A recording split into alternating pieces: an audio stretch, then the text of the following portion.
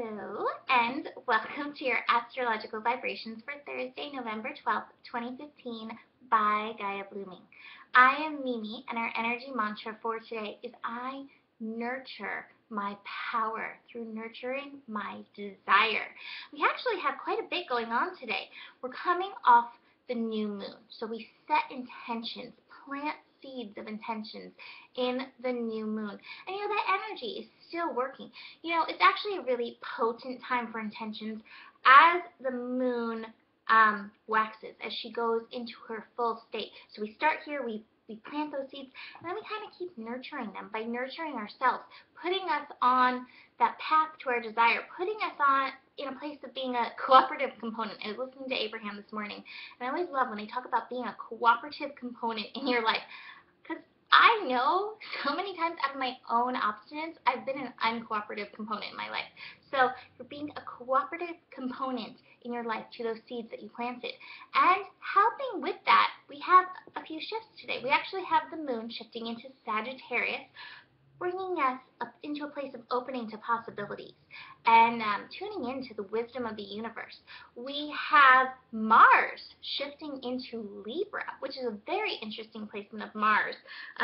Mars, the planet of action and desire, kind of coming into balance, and Venus is already in Libra. So I actually really like the energy of both of these planets lighting up Venus, bringing us into balance and helping, pull us, ameliorate us into our desire, onto that path. And then the final thing that's also happening today, which I was like, oh, this just happened.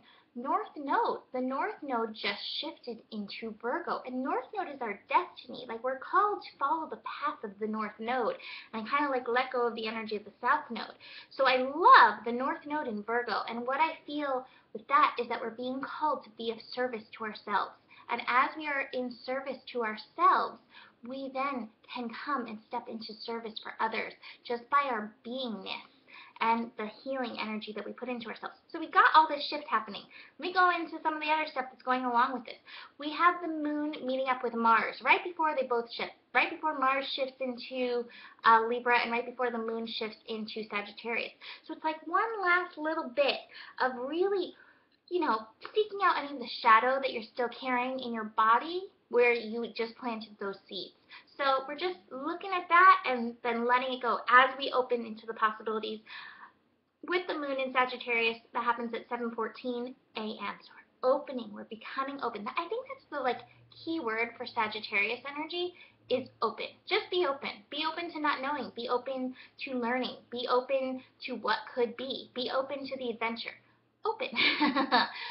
We have other stuff too. We have Chiron meeting up with Mercury, trining Mercury, which is more, I think, help with those wounds. I think more of the word wounds that we're still carrying.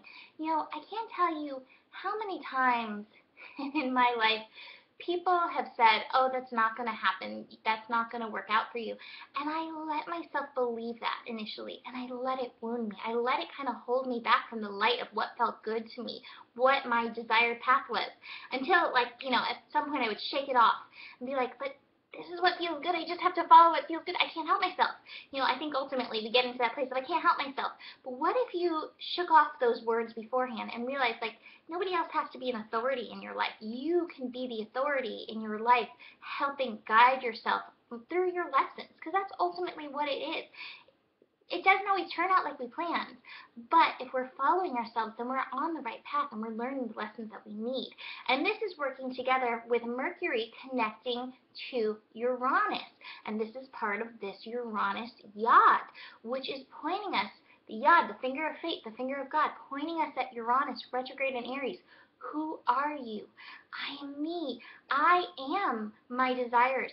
Your soul, I feel like our desires often come from our soul desiring to be on our path. So your desires can tell you so much about yourself. So it's time to stop, putting aside those desires and instead being like, what are they telling me? Where are they trying to guide me into?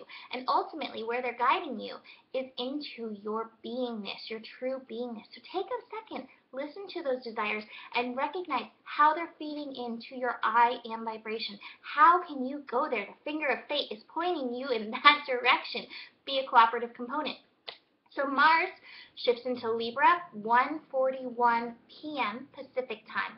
Mars in Libra, getting into that desire vibration, bringing that into balance in our life, allowing it in our life, allowing desire to bring harmony. But there's so much teaching around desire is the nature of suffering. But I feel like in my life, denial of my desires, which I've done a lot of, has been kind of the root of my suffering, because when I'm denying it, I'm not being true to my path. And maybe that is the path for some people. I mean, I can't say. Maybe the path of denial of desires, that is something that they do desire. Like, I don't want to feel the desire, so I'm going to deny the desire. And that's their path, and that's okay. But for me, it doesn't work that way. And I suspect for many of you too, that maybe those desires are there to pull you out of yourself. So with Mars in Libra, we're working on that. We're working on finding that balance and bringing that into our life. And Mars in Libra, some may say this is an inharmonious aspect. I actually find it to be very harmonious. I don't think that there's ever a time of disharmony in the planets. I think that we create disharmony in ourselves by the resistance to it. So instead, Mars in Libra is a time to just work with that Mars energy in a new way. Find the pleasure in it. Find the beauty in it. Find the balance in it. And recognize how it's working in your life, in your relationship with yourself, and then in your relationship with the world. I think the other thing that I want to mention, because I wrote a blog once, Making Peace with the War Vibration, last time Mars was in Libra. And what I feel like with this is that, well, I was going somewhere and it just totally left. So I don't know what I feel anymore, because I felt it and then it was like, popped out. But, oh, I get it. I remember now. There it goes. Comes right back in.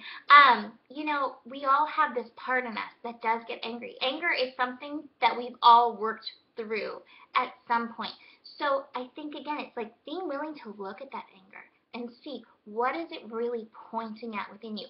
And so often I find anger for me, it's kind of a sublet of stress when my needs are not being met. And often my needs are not being met when I am not following my desire. So it all works together.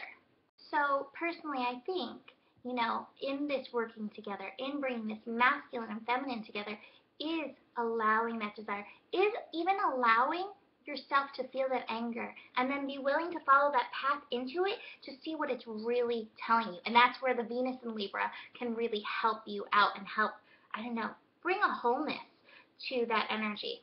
So we then have the moon meet up with Venus. Venus is actually at 4 degrees today, which is really interesting with Mars entering Venus. Venus is like, oh, I don't know. It's like, oh my gosh, here he is in my territory. What's he going to think of this? You may have some triggers. You may have some triggers around your pleasures. You may have some triggers around your beauty, how you see yourself in the world. If these come up, bring that Mars energy into action, which is getting into action, taking some action, moving through this, allowing your desires to pull you through this. The moon will meet up with Saturn and Sagittarius. 5 degrees right there on my sun. Working through Saturn on my sun this week. Interesting. Very interesting. Lots of revelations. Anyways, that is actually a place of revelation, because 5 is the degree of the mind. So I hope these are opening revelations of where you can allow more in your life. And for me, like I said, and this is so Scorpio, it's so Scorpio and Mars energy, which, there's so much of right now, is opening to my desires and seeing where they're taking me. And I'm not saying, like the desire to go,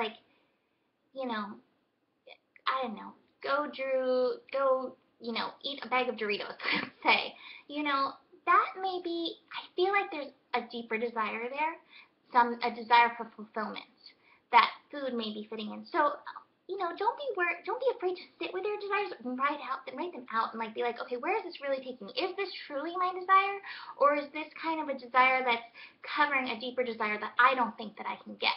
And so I can be a cooperative component by being willing to follow this trail just a little deeper. In Scorpio, it's always about getting a little deeper. And that Sagittarius moon is like, oh yeah, let's do this. Let's get open. Let's get open. Finally, in the evening, the moon is going to connect with Neptune, 7 degrees. So I think this is when Spirit's going to fill in and be like, okay, so you've gotten in touch with these desires. You know what action you want to take. This is how I'm going to help you do this. It may come through your dreams. It may come through meditation. It may come through intuitive hits. It may even come through, a guide, human or spirit, being like, here you go. This is just that tidbit that you needed. So through all of this energy, I want you to remember that all of this, following these paths, is part of the North Node now in Virgo, being of soul service to yourself. And recognize, with the North Node now in Virgo, the South Node is in Pisces.